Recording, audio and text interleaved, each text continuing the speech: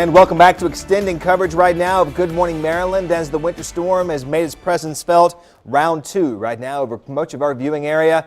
And as a result of that, you've got to be especially careful if you have to head outside. But if you can keep it indoors, you're certainly urged to do so. On the phone with us now, Kelly Boulware with the State Highway Administration. Kelly, I just saw on your Twitter feed you guys just sent out, if possible, drivers are urged to stay off the road and let you guys do your job.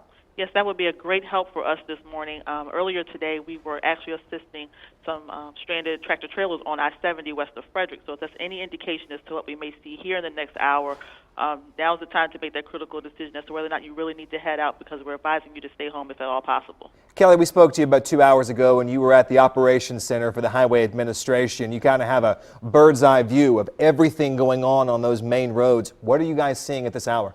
Well, presently, at least in the Baltimore metropolitan area, we are starting to see some snow cover on some of the shoulders, but our crews are actively out salting and will continue to plow as the conditions change.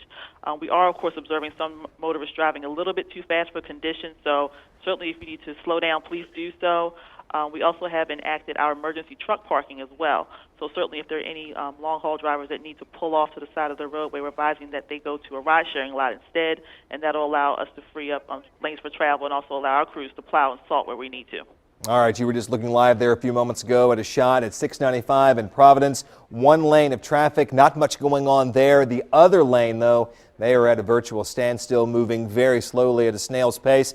Kelly, in a circumstance like this, and I know this is probably almost impossible to estimate, and I don't mean to put you on the spot, is there a timetable with which you guys are working to treat these roads and take care of this as quickly as possible?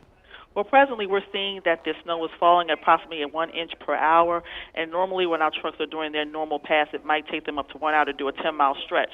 So that combined with possible low visibility could certainly extend our response time a bit, but certainly our goal is to make sure we're reaching bare pavement by late afternoon. This is expected to kind of wrap up around 1 or so that'll give us a few hours before the evening rush hour begins. But certainly we'll do our part to make sure we get things clear for drivers, but we want them to do their part and drive slow or just delay their travel if they can. All right.